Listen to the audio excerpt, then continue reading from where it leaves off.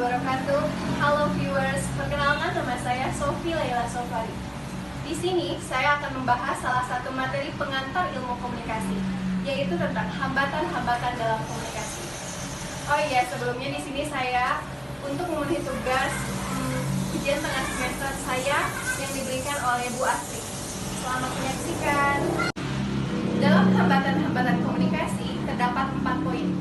Yang pertama, gangguan atau noise. Gangguan sendiri dibagi menjadi 2 bagian. Yang pertama, gangguan mekanik.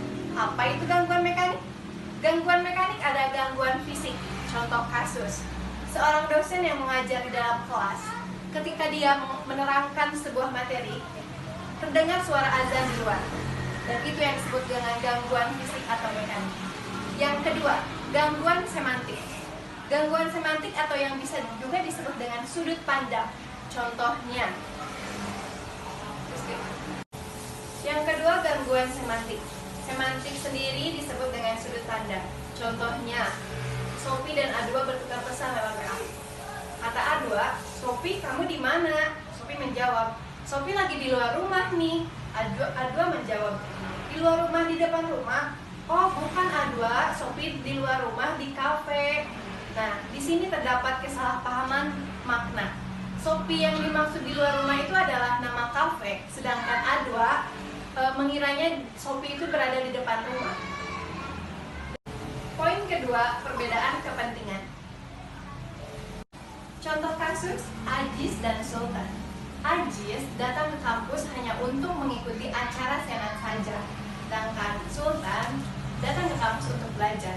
Jadi ketika dosen sedang menerangkan di dalam kelas, Ajis tidak akan sepenuhnya paham apa yang disampaikan oleh dosen, karena jiwa dan raga Ajis tidak untuk belajar, tapi hanya untuk senat. Jadi ketika Ajis ditanya oleh teman lainnya soal materi, Ajis tidak akan paham betul tentang materi yang disampaikan oleh dosen. Poin ketiga adalah motivasi terpendam. Contoh kasus yang sudah marak kemarin, demo. Antara si A dan B mempunyai motivasi yang berbeda mengikuti demo. Si A mengikuti demo untuk mengaspirasi suara rakyat, sedangkan si B hanya untuk tren semata. Dia hanya menggunakan kata demo untuk pansos saja.